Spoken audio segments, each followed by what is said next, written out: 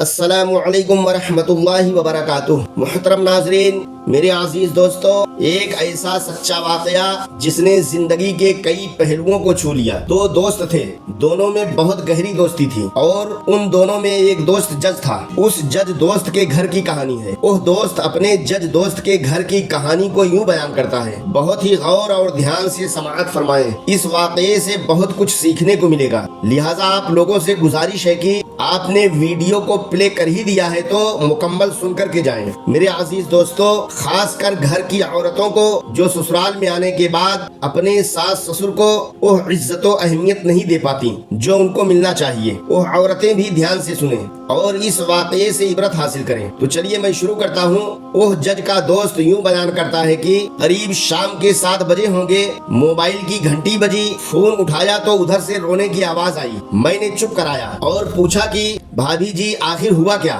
उधर से आवाज आई, आप कहाँ हैं और कितनी देर में आ सकते हैं? वह जज का दोस्त कहता है, आप परेशानी बताएं और भाई साहब कहाँ हैं और माँ जी किधर हैं? आखिर हुआ क्या है? लेकिन उधर से सिर्फ एक ही रट की, आप फौरन आ जाइए। वह जज का दोस्त कहता है, मैं उसे मुतमईन करते हुए कहा कि 1 घंटा लगेगा पहुंचने में। जैसे तैसे घबराहट में पहुंचा, देखा कि भाई साहब जो हमारे जज दोस्त हैं सामने बैठे हुए हैं। भाभी जी रोना चीखना कर रही हैं। 12 साल का बेटा भी परेशान है और 9 साल की बेटी भी कुछ कह नहीं पा रही है। मैंने भाई साहब से पूछा कि आखिर बात क्या है। भाई साहब कुछ जवाब नहीं दे रहे थे। फिर भाभी जी ने कहा, ये देखिए तलाक के कागजात कोर्ट से तैयार करा कर लाए हैं, मुझे तलाक देना चाहते हैं। मैंने पूछा ये कैसे हो सकता है? इतनी अच्छी फैमिली है, 2 बच्चे हैं, सब कुछ सेट है। पहली नजर में मुझे लगा कि ये मजाक है, लेकिन मैंने बच्चों से पूछा दादी किधर है? तो बच्चों ने बताया पापा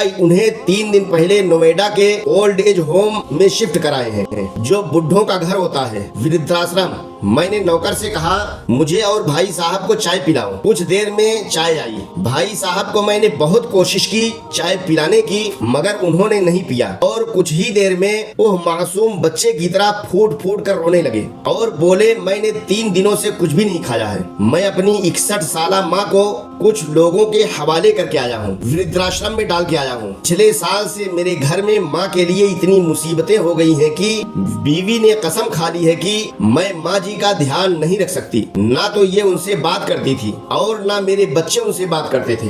रोज मेरे कोर्ट से आने के बाद माँ बहुत रोती थी। नौकर तक भी उनसे बुरी तरह पेश आते थे और अपनी मनमानी करते थे। माँ ने 10 दिन पहले बोल दिया, ऐ मेरे बेटे तो मुझे ओल्ड एज होम में डाल दे। मैंने बहुत कोशिश की पूरी फैमिली को समझाने की, लेकिन किसी ने माँ से सीधे मुंह बात तक नहीं की। जज साहब कहते हैं, जब मैं 2 साल का था तब अब्बू इंतकाल कर गए थे। माँ ने दूसरों के घरों में काम करके मुझे पढ़ाया, इस काबिल बनाया कि मैं आज एक जज हूँ। लोग बताते हैं कि माँ दूसरों के घर काम करते वक्त कभी भी मुझे अकेला नहीं छोड़ती थी। उस माँ को मैं आज ओल्ड एज होम में छोड़ आया हूँ। मैं अपनी माँ की एक एक दुख को याद करके तड़प रहा हूँ जो उन्होंने सिर्फ मेरे लिए उठाए थे। मुझे आज भी याद है जब मैं मैट्रिक के इम्तिहान देने वाला था, मेरे साथ रात भर बैठी रहती थी। एक बार जब मैं स्कूल से घर आया तो माँ को बहुत जबरदस्त बुखार में मुब्तला पाया। पूरा जिस्म गर्म और तप रहा था। लोगों से उधार मांग कर मुझे यूनिवर्सिटी से LLB तक पढ़ाया। मुझे ट्यूशन तक नहीं पढ़ाने देती थी, कहीं मेरा वक्त बर्बाद ना हो जाए। कहते कहते और ज्यादा जोर से रोने लगे और कहने लगे,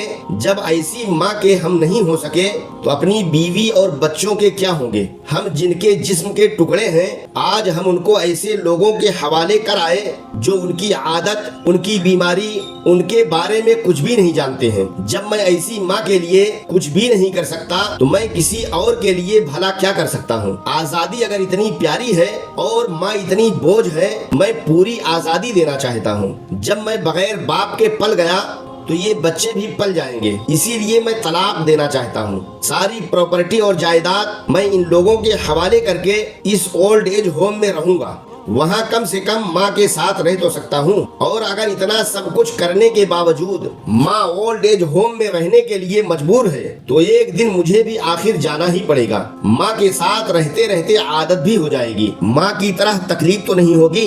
जितना बोलते उससे भी ज्यादा रो रहे थे। इसी दरमियान बात करते करते रात के 12:30 हो गए। मैंने भाभी जी और बच्चों के चेहरों को देखा।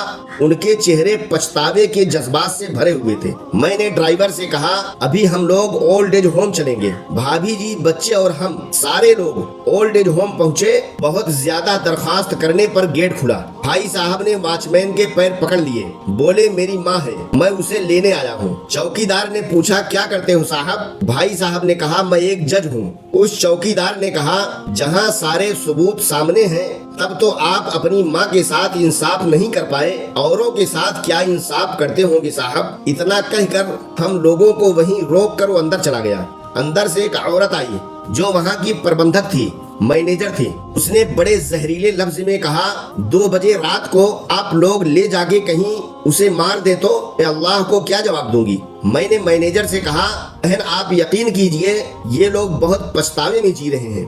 आखिर में किसी तरह उनके कमरे में ले गई। कमरे का जो नजारा था उसे लफ्जों में बयान करना मुश्किल है। सिर्फ एक फोटो जिसमें पूरी फैमिली है, वो भी माँ के बगल में, जैसे बच्चे को सुला रखा है। मुझे देखी तो उसे लगा कहीं बात खुल ना जाए, लेकिन जब मैंने कहा कि हम लोग आपको लेने आए हैं तो पूरी फैमिली एक दूसरे से लिपट कर रोने लगी। आसपास के कमरों में और भी बुजुर्ग थे। सब लोग जाग कर बाहर ही आ गए। उनकी भी आंखें नम थीं।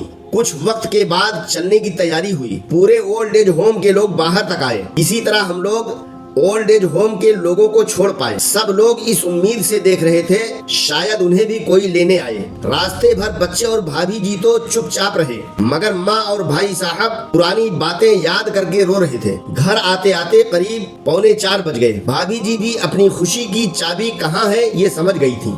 मैं भी अपने घर चल दिया, लेकिन रास्ते भर वो सारी बातें और नज़ारे आंखों में घूमते रहे। माँ सिर्फ माँ है, उसको मरने से पहले न मारे। माँ हमारी ताकत है, उसे कमजोर नहीं होने दें। अगर वो कमजोर हो गई तो सकाफत यानी तहजीब की रीढ़ कमजोर हो जाएगी। और बिना रीढ़ का मुआशरा कैसा होता है ये किसी से छुपा हुआ नहीं है। अगर आपके आसपास या रिश्तेदार में इस तरह का कोई मसला है तो उन्हें ये वीडियो जरूर दिखाएं और अच्छी तरह समझाएं। कुछ भी करें, लेकिन हमें जन्म देने वाली माँ को बेघर बेसहारा नहीं होने दें। अगर माँ की आंख से आंसू गिर गए तो ये कर्ज कई सदियों तक रहेगा। यकीन माने सब होगा तुम्हारे पास, लेकिन सुकून नहीं होगा। सुकून सिर्फ माँ के आंचल में होता है। उस आंचल को बिखरने मत देना। इस दिल को छू लेने वाली दास्तान को खुद भी सुने और अपने बच्चों को भी सुनाएं, ताकि लोग इससे इबरत हासिल करें। वीडियो पसंद आई हो तो दूसरों की भलाई के लिए इस वीडियो को ज्यादा से ज्यादा शेयर जरूर करें।